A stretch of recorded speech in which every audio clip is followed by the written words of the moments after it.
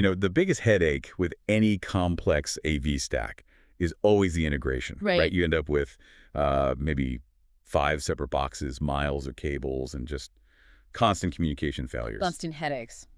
Yeah. So today we're doing a deep dive into a piece of hardware that claims to, well, solve all that. It's the PureLink PS-6300S. The 6x3 presentation switcher. And our mission, really, is to analyze how well it actually delivers on that big promise. So it's an all-in-one presentation engine. That's right. It's not just a matrix switcher. It's got a built-in scaling engine, matrix switching, and audio DSP, all of it. But the key thing you need to know right out of the gate is the constraint. It handles resolutions up to 1080p at 60 hertz. Okay, so that 1080p spec, yeah, that tells you who this is for. This is purpose-built for, say, legacy HD presentation rooms, maybe government or corporate places where rock-solid reliability is way more important than bleeding-edge 4K. Exactly. And for anyone planning an install, it's a standard 19-inch rack-mountable unit. Weighs about 6.7 pounds. Right. But, I think people get hung up on the list price, the $1,999.99. System designers should really be focused on the total cost of ownership. Because you're replacing multiple components. You're replacing multiple components. It reduces that cost dramatically. All right, let's get into the core architecture. It's a 6x3 setup, 6 inputs, 3 outputs, supports both HDMI and DVI signals. But the thing that really jumps out, especially for critical presentations, is the don't blinky seamless switching technology. Right. We've all been in that meeting where the screen just goes black during a transition. And it kills the whole flow of the meeting. It does eliminate that disruption, but the real game-changing value isn't just the speed. It's the integration. It's the integration, exactly. Seamless switching means nothing if the signal types don't match or the resolutions are off. Okay. Because this one box is the matrix switcher, it's the scaler, the analog to digital converter, the amplifier, and the audio DSP. It manages every single part of that signal conversion internally. And that's what prevents the flicker. That's what stops that black screen that happens when a display has to resync. So that consolidation is really the core advantage. Yeah. If the clean transition is covered, what about visual complexity? I'm thinking about the PIP, the picture-in-picture technology. PIP. Yeah, that adds a ton of dynamic flexibility to a presentation.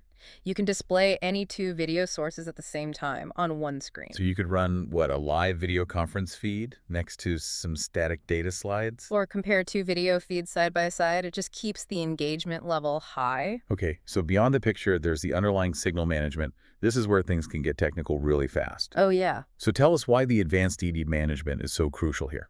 Well, ED management is it's essentially the negotiation. It's the communication between your source and your display. The handshake. The handshake, exactly. And when you have 6 different laptops, media players, whatever, plugging in, those handshake failures are a complete nightmare. Advanced EDID just lets the integrator lock in the best settings, which avoids those expensive, time-wasting service calls. And for control, you've got RS-232, LAN, IR extension. Lots of automation possibilities. But I also saw this unit is TAA compliant. For anyone listening who isn't a procurement specialist, why does that matter? TAA, the Trade Agreements Act, basically means the product has to be made in the U.S. or another designated country. Okay. And if you're an integrator working on any kind of federal government contract, that's just a non-negotiable requirement. It's a checkbox for institutional-grade gear. Speaking of reliability, the hardware specs are pretty phenomenal. We're looking at a mean time between failures and MTBF of 50,000 hours. Yeah, that's huge. Can you put that in perspective?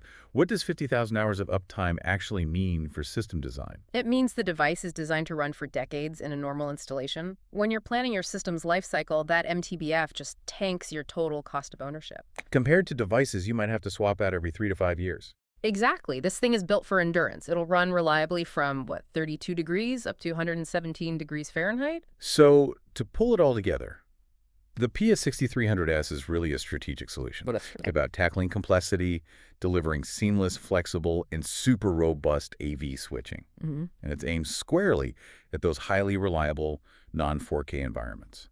Which I think raises a really important final question for you, the system designer listening in. Okay. Since this device gives you both LAN and RS-232 control, and you combine that with a 50,000-hour MTBF, what kind of unexpected future automations does that unlock? You mean things beyond just basic control? Yeah, think about predictive maintenance or maybe even room scheduling that's driven by the switcher's own status.